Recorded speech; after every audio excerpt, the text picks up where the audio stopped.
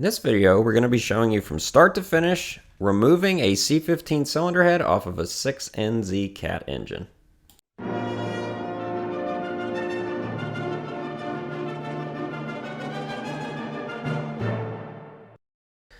So we are just starting this. This engine was runnable, so it was running. And what I'm doing now is I always take the biggest stuff off first. So intake tubing, that's kind of the biggest thing. Kenworth's probably the most annoying for pulling the intake tubing because they have like a bracket that holds it. I pause it here because I work with this guy, he's a friend of mine, and he's constantly coming up, asking me questions or borrowing tools. And this video is about a 6.5 hour period. I'm going to keep a tally of how many times he comes over. And the bell will ding each time he does also. So continuing to remove the intake tubing, of course you have that coming out of the turbo, going into the charge air cooler, coming back into the cylinder head on the other side, and I'll show the other side of the engine about midway point in this video.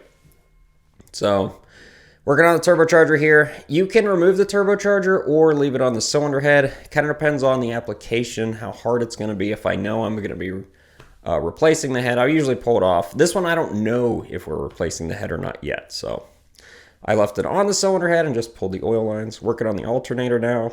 I'd already disconnected the batteries. So kind of the alternator, some guys like to disconnect the alternator wiring and then leave it on the accessory drive and then pull the whole accessory drive off. Some guys like to leave the wiring on the alternator and pull the alternator off the accessory drive. What I'm doing here is pulling the valve covers, and then I'm going to pull the overhead, which are the rocker arms, the Jake housings, the injectors. And you can see I'm breaking them loose by hand. A lot of times I'll do that for the overhead just to see if we have a broken bolt or something.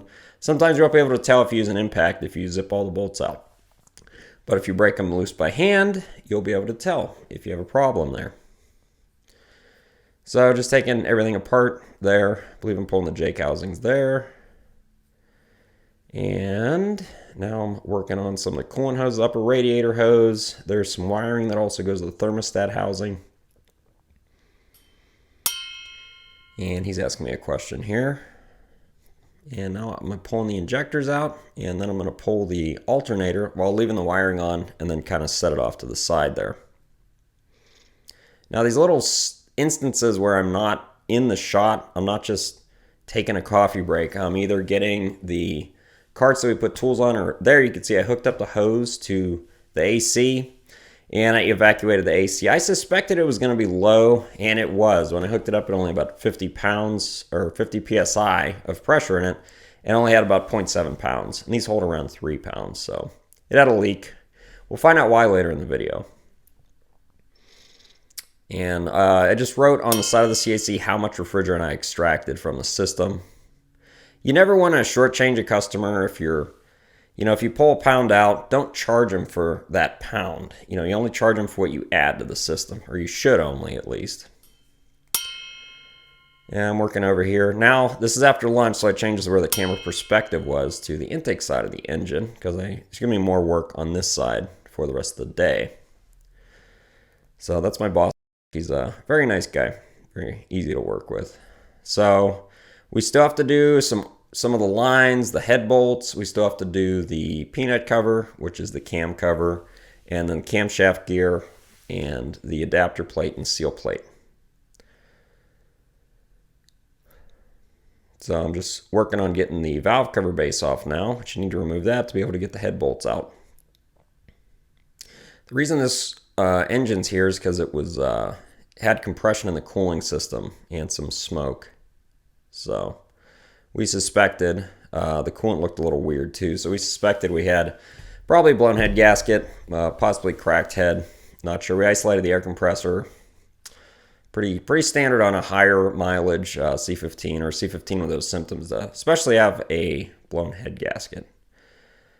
So working on the crossover lines, which is the fuel line and the coolant line that runs to the cylinder head. And this is the suction side fitting to the top of the AC compressor. You can see the threads are all messed up. They were also messed up on the line, so that's why the refrigerant level was low. That was not, although the fitting was really tight, it wasn't seated. So that's where refrigerant was leaking out of. So that will need to, hopefully I can just re-tap it and probably have to get a new line for them. If not, we're basically looking at a new compressor. So pulling the, messing with the drive for the fan, and looks like I'm pulling the peanut cover right now. These peanut cover bolts are really, really tight. I'm not sure. I almost broke my bit getting the first one out. It was a real pain. Cat loves to use Torx bit headed bolts on these. I don't know why. And they're going into aluminum housing. It's definitely not the best design. Our count's up to 18 already. Wonder how high it's going to get. So pulling the cam gear out here. Once that's out, you're pretty much ready to pull the head. I've pretty much removed everything. I think I got to pull the line. There's a fuel line on the back of the cylinder head. Yeah, that's what I'm pulling right now. So the fuel line. And then on these Kenworth chassis, you also need to pull the rear engine lifting bracket. You don't lift the head from there. You would lift the whole engine if you needed to. I was removing the air compressor supply line there. And now the head bolts. So this took forever. The head bolts, a lot of them were rusted in place, and it looked like whoever had put them in did not put any sort of lubricant, especially the molybdenum paste that you're supposed to put on them when you installed them. Almost all the head bolts were rusted. Some around the cylinders that, well, you'll find out why I had a blown head gasket, had carbon all over them also, which really made this a pain in the butt. I had to break them all loose with a really long 3/4 inch ratchet. It typically, if they're installed correctly and had proper lubricant on the bolt threads, you could use a 3/4 impact and remove them, but not these. Had to break them loose by hand. Real treat. So I've got the lifting bracket on the head, and we're lifting the head right now. And that is our total count for our friend there, 25 times. That's a lot. So there's our head gasket. I'll do a close-up here so you can see it better. There. So this is our head gasket. That's number 1 cylinder there on the left. And you can see it's pushing carbon past the fire rings here. Got some buildup there. And that's the problem cylinder right there. That's also the one that was smoking. Yeah, the fire ring's actually gone. It ended up like separating. It was on the ground. My friend actually found it. It's rare. I mean, not for it to blow out like that, but to actually fall off the head gasket. That's weird.